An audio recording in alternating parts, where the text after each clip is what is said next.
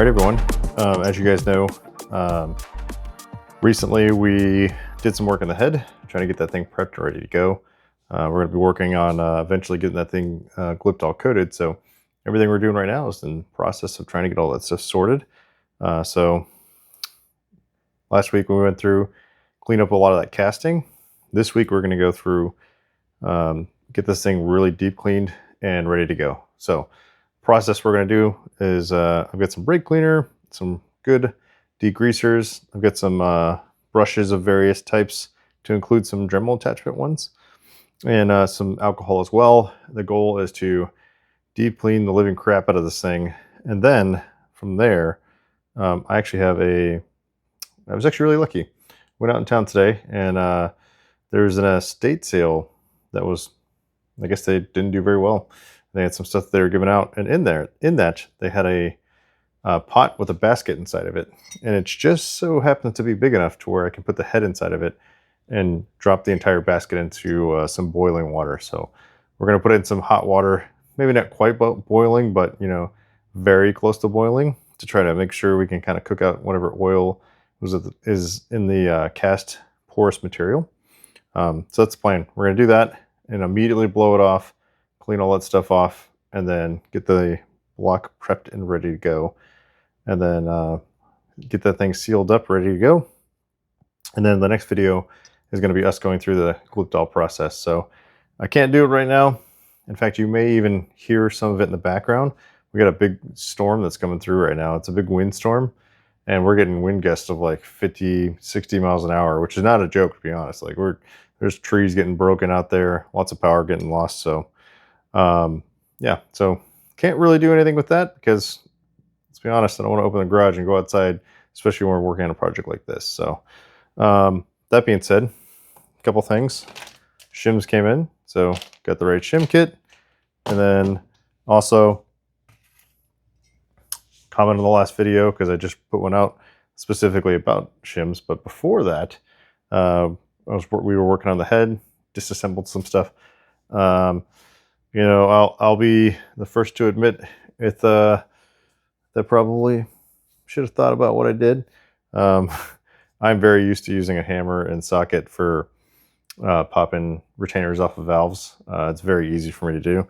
But as I was very kindly reminded from a gentleman that I've talked to a few times down in New Zealand. I think it's New Zealand. Or is it Australia?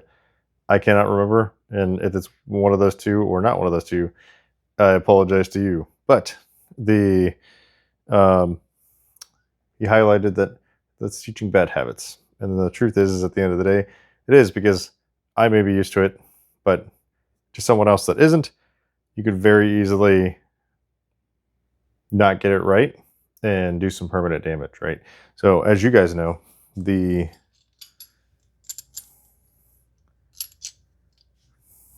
cam, to include the cam cradle, ignore that, uses these what's known as journal bearings right here. These journal bearings are essentially not replaceable. Okay. The problem is if you actually were to do that and actually slipped, let's say the socket hits that journal bearing, let's say your hammer hits that journal bearing, you can do pretty much irreversible damage, right? Because it's not like a shelled bearing like what you see on your rod, right? Those are replaceable. This is not. So the moment this gets damaged, you're going to cause yourself a lot of problems, because the bearing surface that's on here isn't necessarily the bearing surface, but this is where a film of oil actually physically envelops the cam itself, right? That oil is what creates that bearing layer, and if you do damage to this area, it's not replaceable, right? Now I'm sure there's methods of being able to repair it, but it's going to require you to probably go through, have somebody weld it. They're probably going to have to do what's called a line honing in order to fix that. And it's not good, right? Even if you were to do it to this surface, right? These are mated, right? They belong to each other, because when they're a line honed, right? So you can't just take a cam bridge from one and stick it on the other. You might get lucky and it may work, but generally speaking, you can't, right? It would be the equivalent of like trying to take the rod cap off of one rod and switching it to the other thinking it's going to work, right? Chances are it won't, and then that could cause a lot of issues, right? So don't do that. I actually have the right tool. I haven't used it yet, but I got it specifically for the reassembly portion of this, and all you essentially need is boom. It literally just compresses down the valve on one side. These have slits in them, so you can put your keepers inside of it and your retainer. So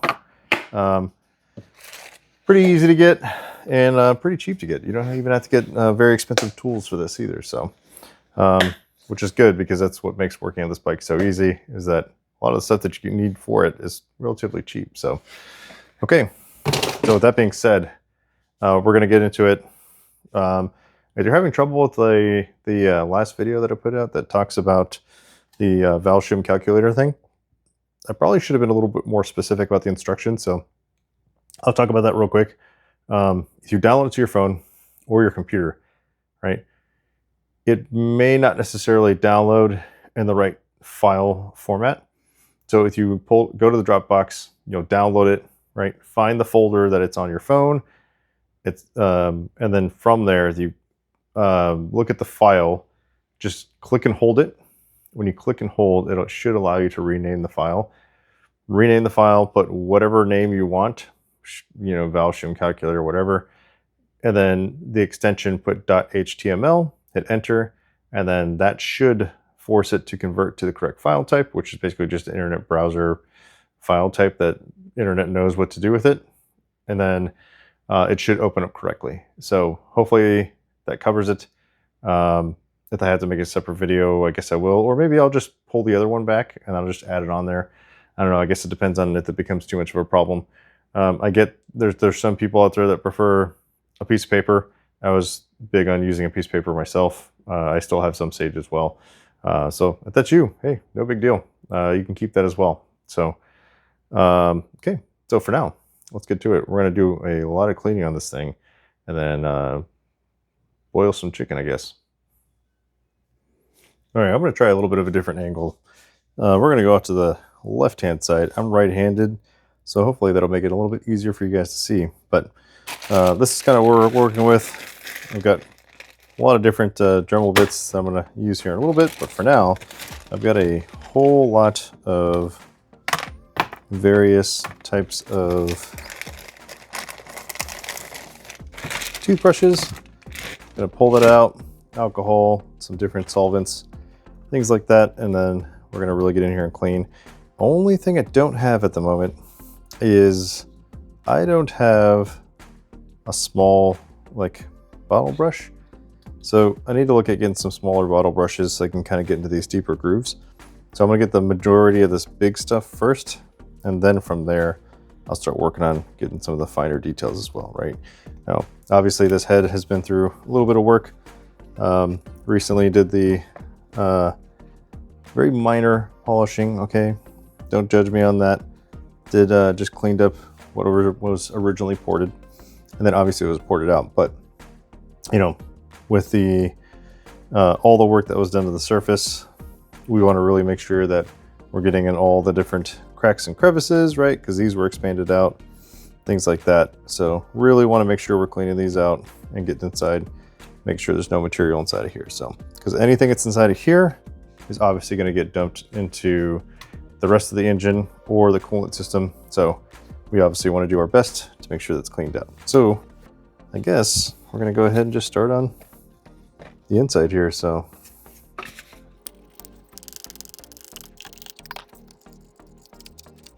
as you can see, I have this plastic lid because I want a little bit of a bathtub. You know what? I'm not going to go super aggressive with this yet. A little bit of a bathtub because I know this is going to get messy. So we're just going to go through and we're just going to really give a good scrub down on all of this casting surface. All right, it's really important because we want to make sure that all of our Glyptal has a good surface to adhere to, right?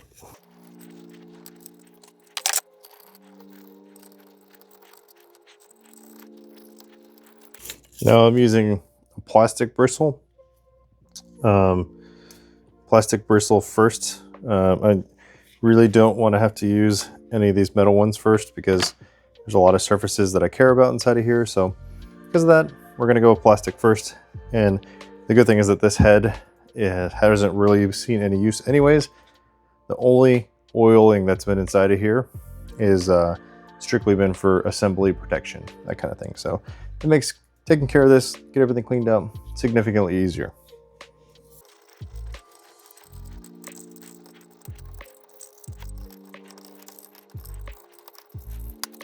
So nice little scrub. And then the important part to this too is also making sure that we're going back and wiping it out.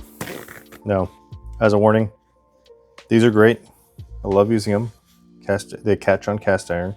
So make sure you go through, inspect everything, make sure there's no little linen bits that are kind of left behind, right? You gotta really make sure that it gets cleaned up.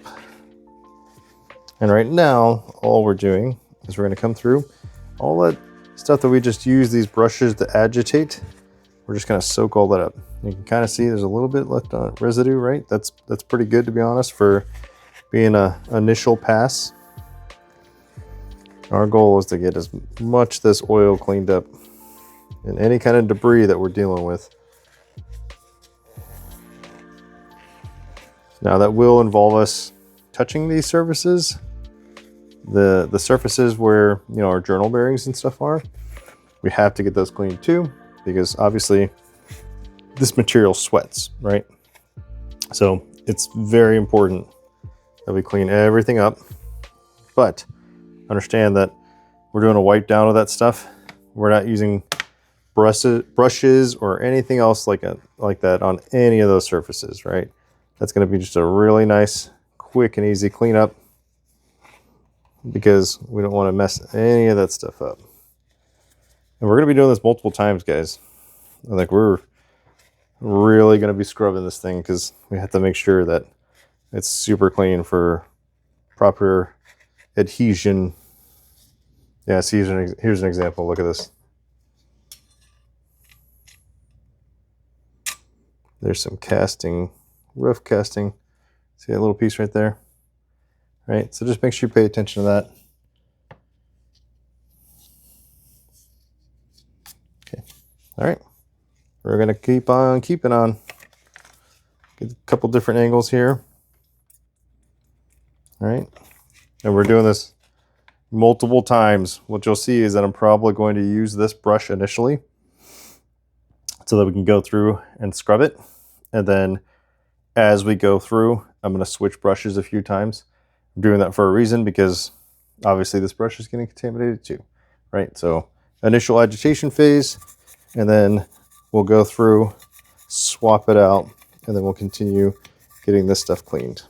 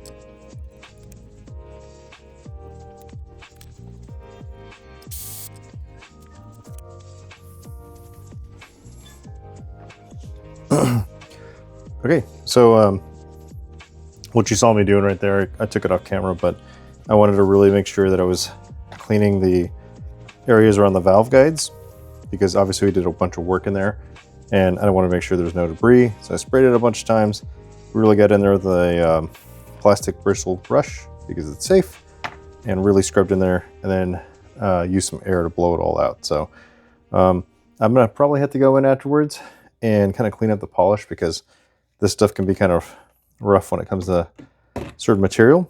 And so I'll probably hand polish it afterwards just to make sure it's cleaned up, and also prevent any debris from getting into areas where it shouldn't need to. So, but we'll just continue from there.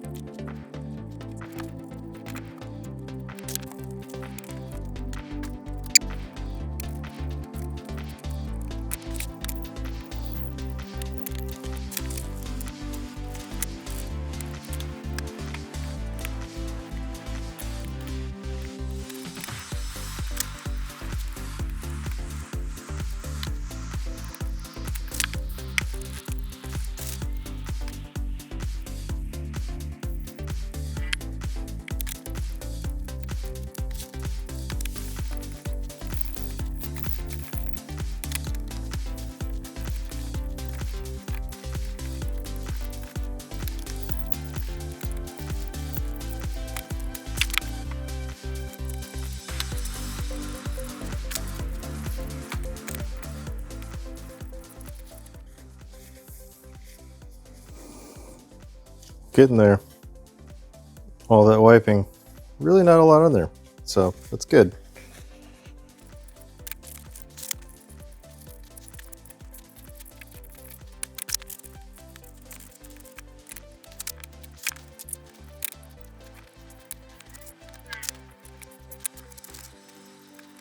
All right, folks. So there you have it for now. We're done scrubbing the crap out of this thing. I got pretty much everything out of there that I wanted to. Thankfully, this is a good example already, so there wasn't really much on there. Now, here's what's going to happen. I'll have to clean these seating surfaces up with a tiny bit of hand polishing, a little bit of hand polishing compound, no big deal. Inside of the ports, I'll have to do the same as well. Again, no big deal. I can do that pretty quickly. So, and this head surface as well, I'm going to do the same. However, that's pretty much it for this. Next step, we're actually going to go bring this sucker inside. I'm going to get some water going, and then we're going to dip it in some hot water so we can get some of this porous material to really release anything else, as well as if we have anything in some of the cracks and crevices. So I'm going to get that set up for you guys now, and then we'll cut right back in once we get everything set up and ready to go.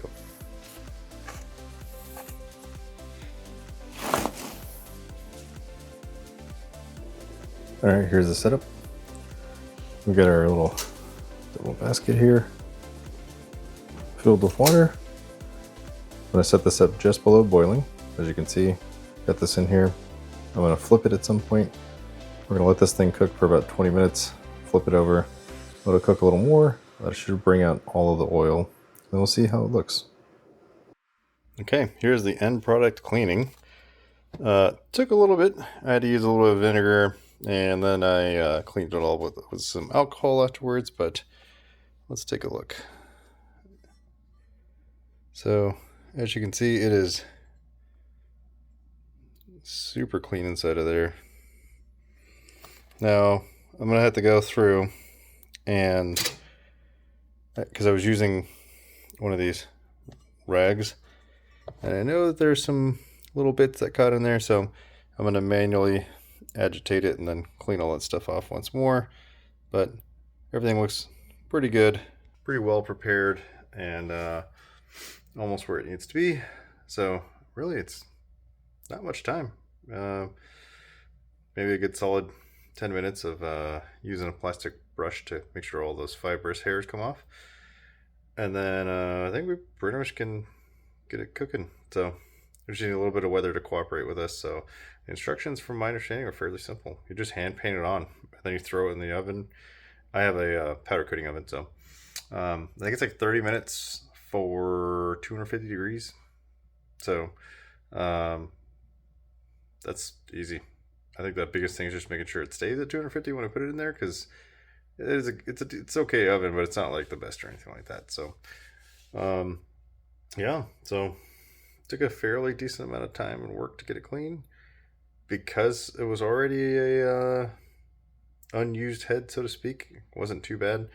I didn't even see that much come out when I boiled it. So I didn't really boil it. I kept it kind of low, to be honest. It was like simmering, so just under boiling. Let me see. I guess I can see some residue on the side of the pan itself, but I'm gonna just bag this up for now and look at tackling that next week. So next week's project's gonna be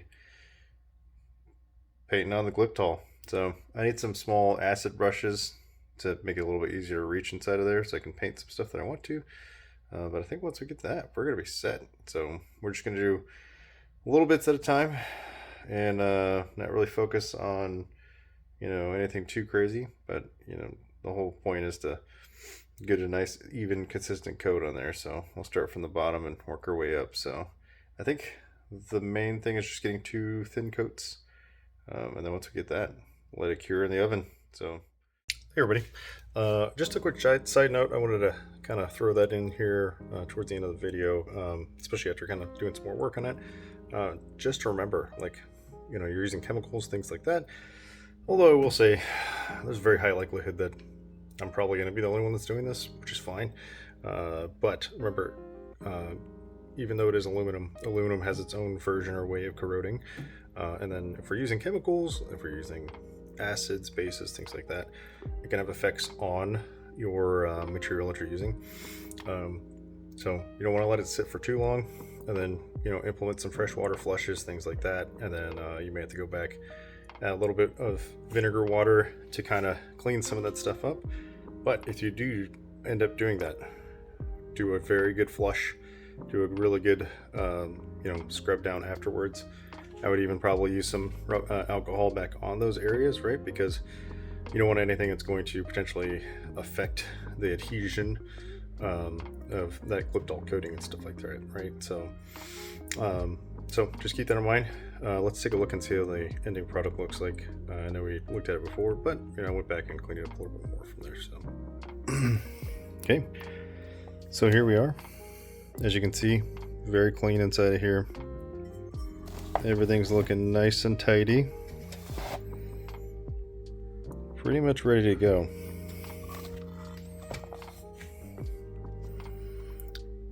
Basically is a version of cast aluminum as you can get. So yeah, that's it. So next week we're gonna do it, get it all Glyptal coated, and then we can do the assembly, get the head wrapped up, which I'm excited about. We can do the valve shims, get all that stuff ready to go, and then I have some prep work to do on the new cylinder. Right, everything that we did to the old one, we now have to do to the new one. And then once we've done that, we can tear this thing down. Oh, forgot about that. I haven't got Cerakote yet. Apparently it's a lot harder to get Cerakote than I thought. The V163, which is the oven cure stuff, is considered like hazmat, so there's like a $45 delivery fee on top of the cost and the shipping. And they also have an air cured version. That air cured version is a lot different.